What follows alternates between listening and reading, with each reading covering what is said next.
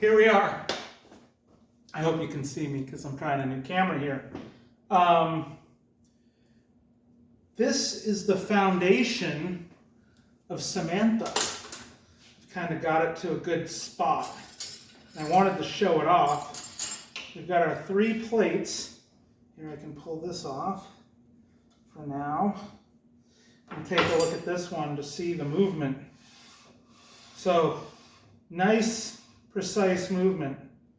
And there's very little discernible play here, which is really cool. So yeah, we do that, and then we can lock our things here. It's rigid, it's flat. Now, I haven't done any calibration at all to this, just assembled it. There's still some steps I need to go through for getting all the heights of these exactly right to the 1,000th, but we'll take a look at that. First, so this is locked in and solid right now. I have a setup here where we can take a look at what kind of play we get, even with that nice movement. Let's set up for the play. Here's a nice little indicator. Hopefully everyone can see it. I'm going to loosen everything up and I'm going to torque it. And if you notice, when we do this, we're seeing less than 1,000th of rock in that setup. That's so slick. Okay, now it's solid. And again, 1,000th of discernible play. We're not using bearings here at all. We're using 80/20 with Delrin guides. And we've got nice pins to lock it, nice and easy to place, and lock it down. The system works. Okay, now, there's more to it than just that. There's flatness. Okay, so when we set this up, we want a theoretical center line of the chassis above the table here. And we're going to be building on these foundations. Of course, you see here, this is our axle setup, so it's got a little bit different of a configuration than these. Now, again, I haven't done any calibration. It does need some. Also, this is a Rhino cart, not a Siegmund or a Pro board that's got a 3D structure keeping it flat on its own. Thus, it's slightly distorted from the framing and how it mounts to that. And that's one of the things I can't stand about the Rhino cart, is the way they did the mounting actually throws out the plate. And in the future, when I'm working with a Rhino cart platen, I'm going to make my own frames that I can calibrate the flatness of the surface. So right now, just take it with a grain of salt. And we've got looks like some arcing on the surface. So that's an issue. But if I put my indicator here, let's start it there. Actually, we'll go to the center. Okay, so right there, we're at 0 with our indicator. And I can go around, and over here it's 1,000th out.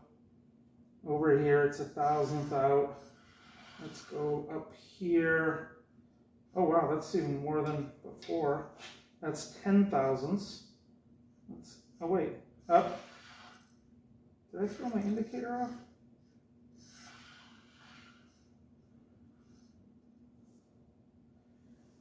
What is going on there?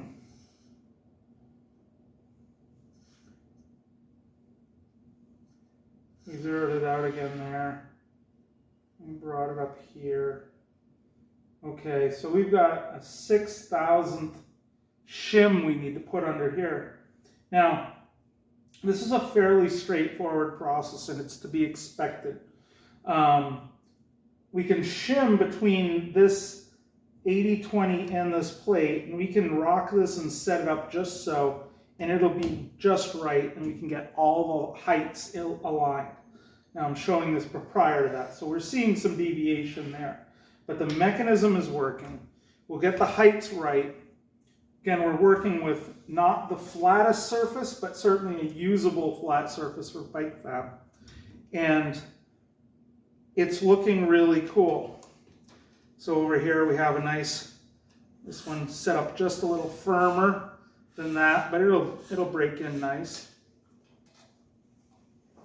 Over here, okay, this one's loose there. Nice motion, nice clamping.